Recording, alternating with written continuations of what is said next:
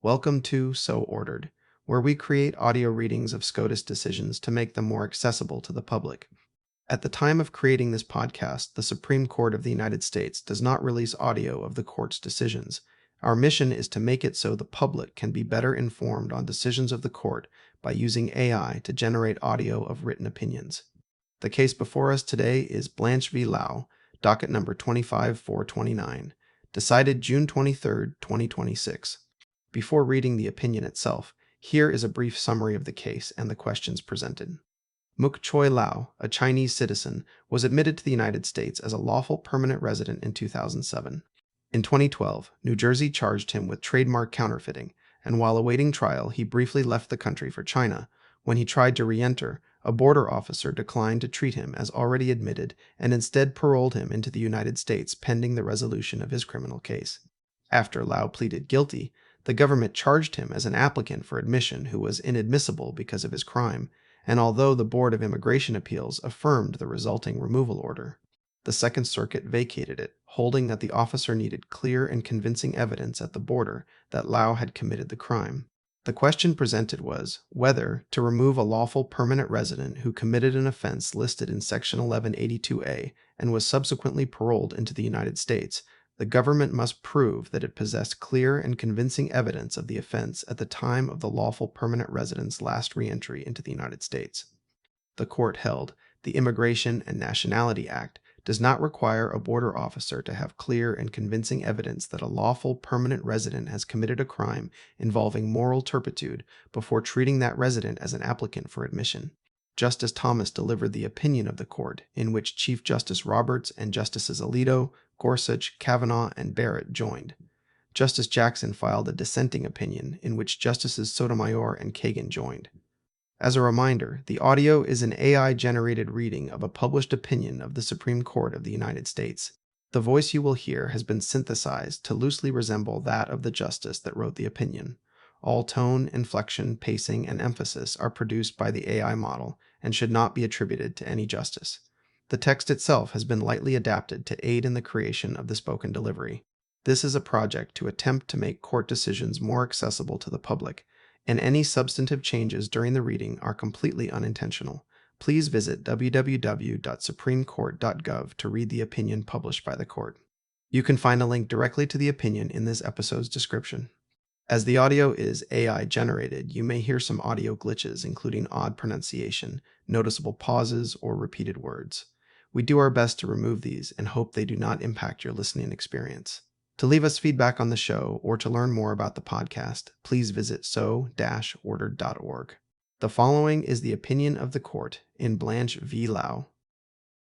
Respondent Muk Choi Lau, a Chinese citizen, became a lawful permanent resident in 2007. New Jersey charged him with a crime in 2012. He then temporarily left the United States. Ordinarily, a lawful permanent resident who arrives in the United States after a temporary absence does not have to apply for admission because he is regarded as already admitted. Title 8, United States Code, Section 1101A. If he has committed certain crimes, however, the government may regard him as not yet admitted. Because of Lau's pending charge for a crime, a border officer declined to regard Lau as admitted upon his return and did not admit him at the border. Instead, the officer paroled him, pending the resolution of his criminal case, meaning that he was allowed to physically enter the country without being formally admitted. After Lau pleaded guilty to the New Jersey charge, the government initiated removal proceedings and secured a removal order based on his conviction. The Board of Immigration Appeals affirmed. The United States Court of Appeals for the Second Circuit vacated the removal order. It concluded that Lau should have been regarded as already admitted upon arrival unless the border officer had clear and convincing evidence that Lau had committed the crime, which it held that the officer lacked.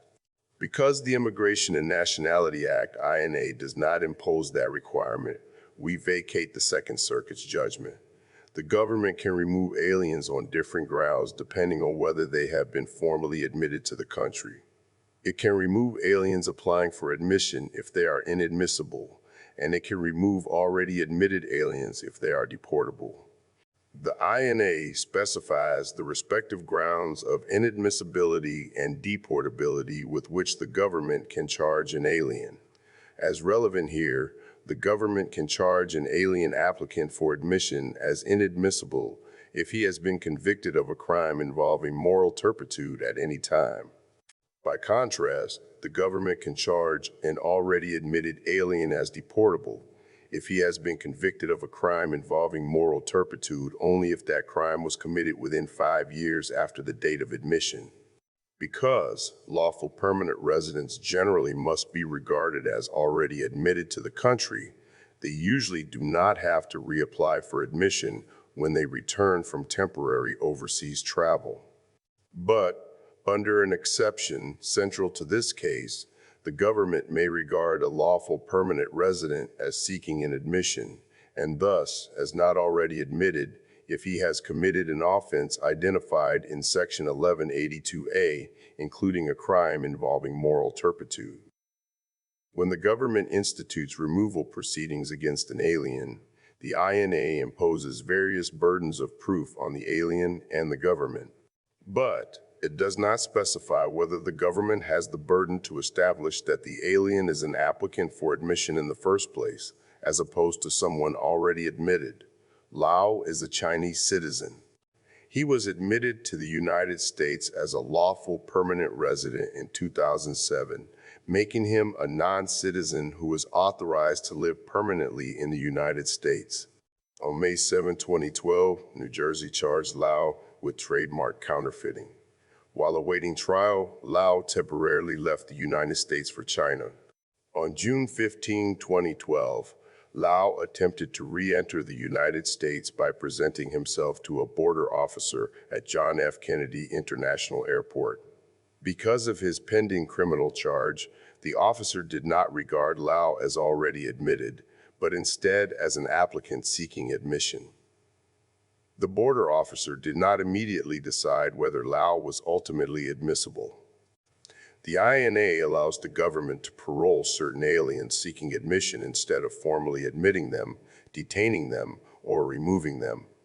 Parole allows an alien to physically enter the United States without being admitted. Parole thus allows the government to pause the inspection at the border and defer it to a later time without having to detain the alien pending a final admissibility decision, as would otherwise be required. The government exercised that authority to parole Lau pending the resolution of his criminal case, instead of formally deeming him admitted. After Lau pleaded guilty to his trademark counterfeiting charge on June 24, 2013, the government initiated removal proceedings against him on March 13, 2014.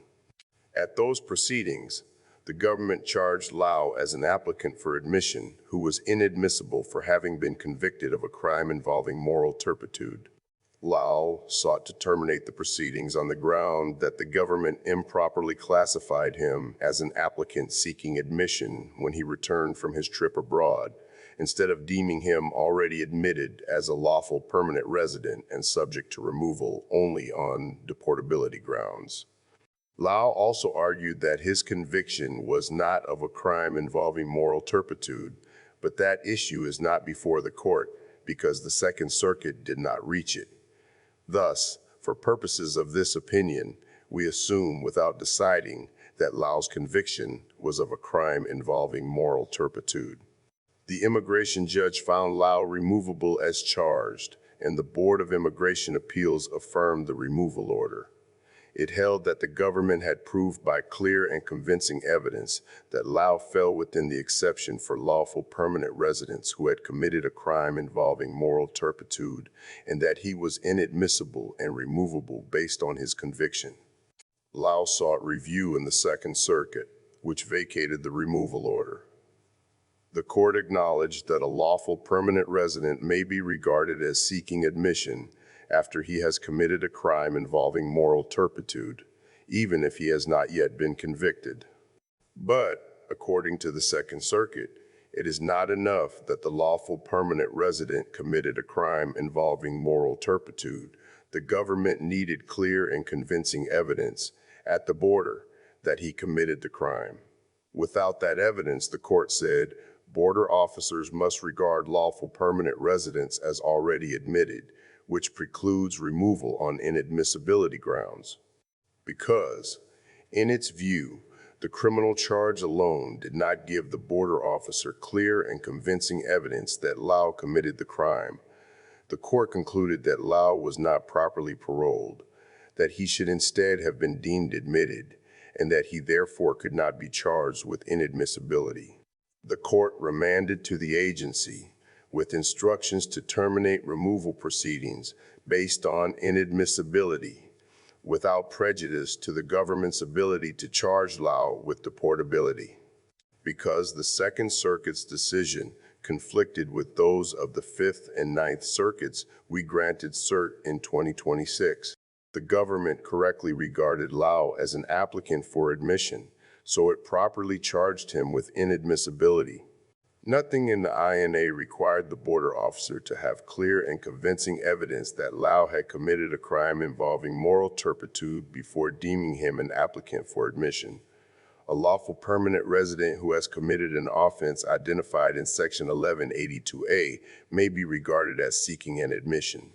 Section 1182A, in turn, identifies any crime involving moral turpitude. Putting the provisions together, if a lawful permanent resident has committed a crime involving moral turpitude, he may be regarded as seeking admission. And, because he is seeking admission, he may be charged with any applicable ground of inadmissibility under Section 1182A, including being convicted of or admitting to a crime involving moral turpitude. Removing a lawful permanent resident on a charge of inadmissibility thus involves two steps. While only commission of the crime is required at Step 1 to show that the alien could be regarded as seeking to be admitted, conviction or admission is required at Step 2 to show that the alien seeking to be admitted is inadmissible. Under these rules, Lau was correctly charged with inadmissibility. At Step 1, the government properly regarded him as an alien seeking admission because he had committed a crime involving moral turpitude before attempting to re-enter the country. So, at Step 2, he was inadmissible and therefore removable if he satisfied any statutory ground for inadmissibility, including that he had been convicted of a crime involving moral turpitude. The Second Circuit resisted that straightforward analysis. In its view, at Step 1, the government had the burden to prove by clear and convincing evidence that Lau actually committed the crime in question at the time of re-entry. We disagree. Nothing in the INA imposes the burden that the Second Circuit recognized. The statute imposes similar burdens in other situations, but not in this one. It imposes the burden on the applicant for admission to prove that he is admissible.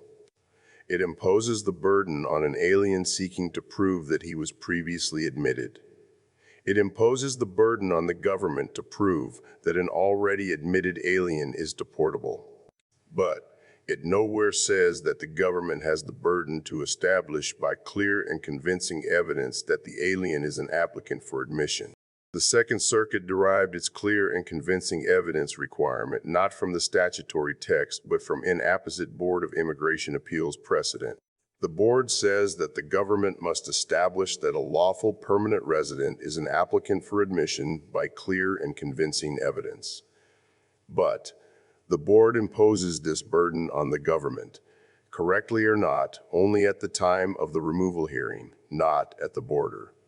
And here, the government satisfied its burden at the hearing based on the evidence produced at the hearing.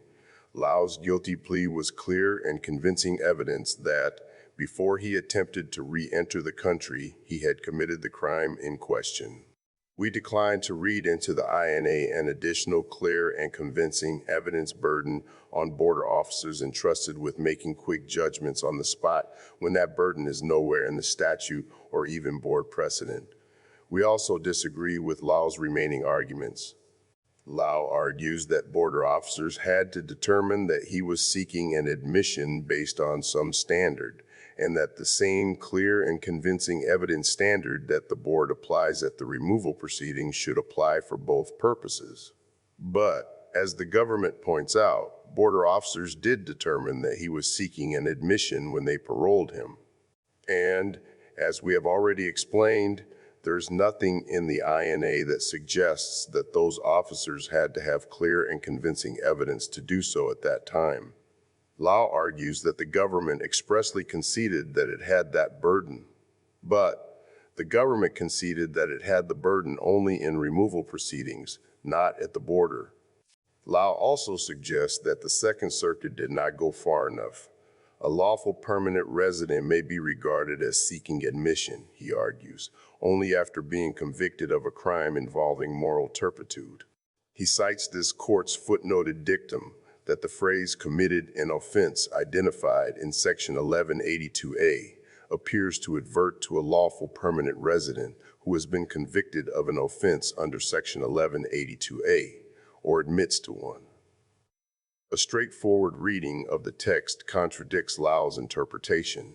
Section 1101A says that a lawful permanent resident may be regarded as seeking an admission if he has committed a crime identified in Section 1182A.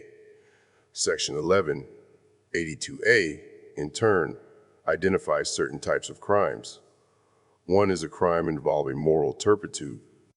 So, under Section 1101A, the government may regard a lawful permanent resident as seeking admission as soon as he committed a crime involving moral turpitude, even if, as in Lau's case, the conviction occurred later.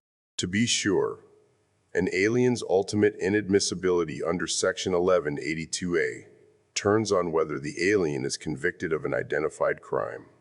But Section 1101A, by its express terms, incorporates by reference only the crimes. Section 1182A identifies, not its requirement of conviction.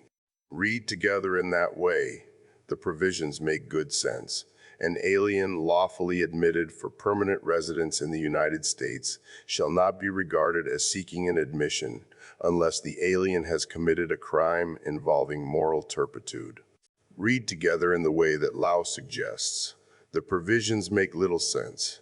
An alien lawfully admitted for permanent residence in the United States shall not be regarded as seeking an admission unless the alien has committed a conviction of a crime involving moral turpitude. One does not commit a conviction. We conclude that the government properly charged Lau with inadmissibility. Border officers did not have the burden to establish by clear and convincing evidence that Lau had committed a crime involving moral turpitude. Because Lau still argues that his crime was not one involving moral turpitude and we do not decide that issue, we vacate the judgment of the Second Circuit and remand the case for further proceedings consistent with this opinion. It is so ordered.